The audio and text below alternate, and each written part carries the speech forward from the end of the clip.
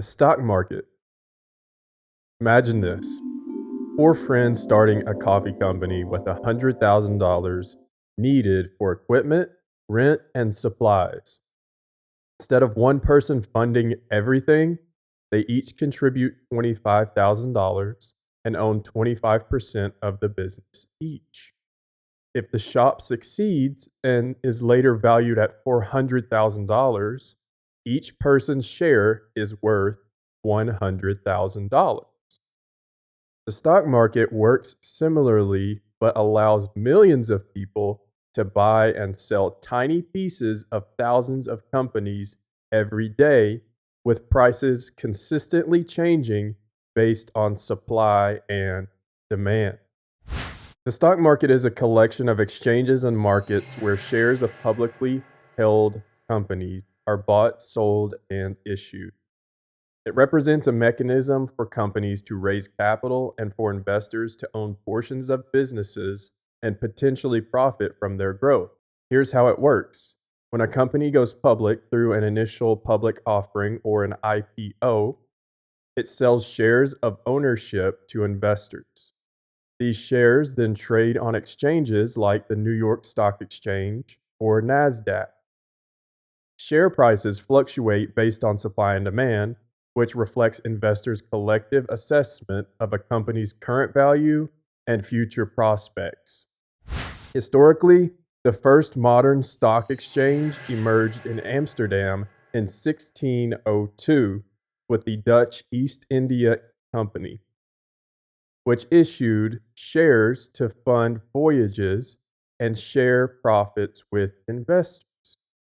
In the United States, the Buttonwood Agreement of 1792 established what would become the New York Stock Exchange when 24 stockbrokers gathered under a buttonwood tree on Wall Street.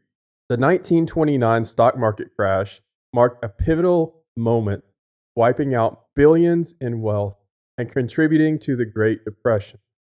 This led to major reforms, including the Securities Act of 1933 and creation of the Securities and Exchange Commission, or SEC, in 1934 to regulate markets and protect investors.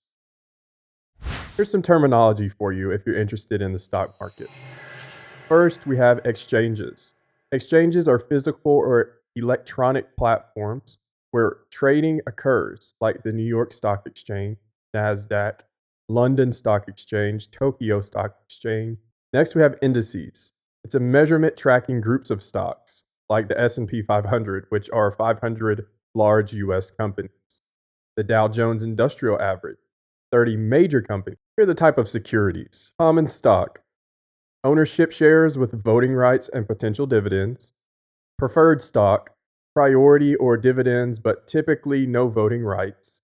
Exchange traded funds or ETFs, baskets of stocks tracking indices or sectors, and options or derivatives, contracts based on underlying stock value.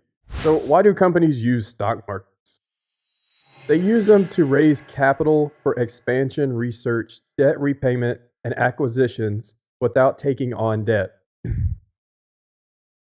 Going public also provides liquidity for early investors and employees, enhances company visibility, and can facilitate mergers and acquisitions using stock as currency.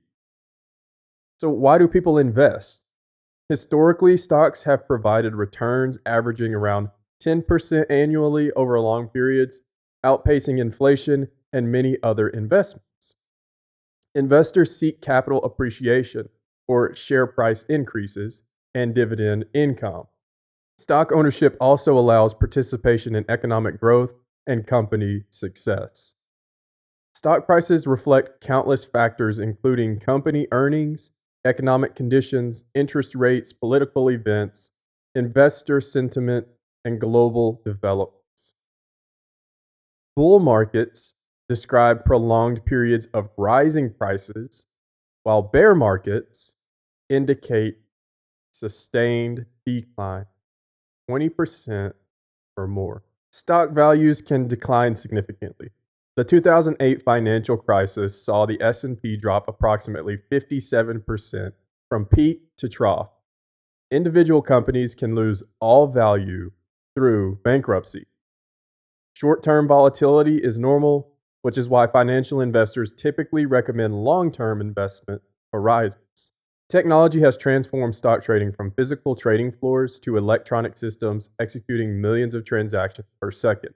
Online brokerages democratized access, allowing anyone with an internet connection to invest.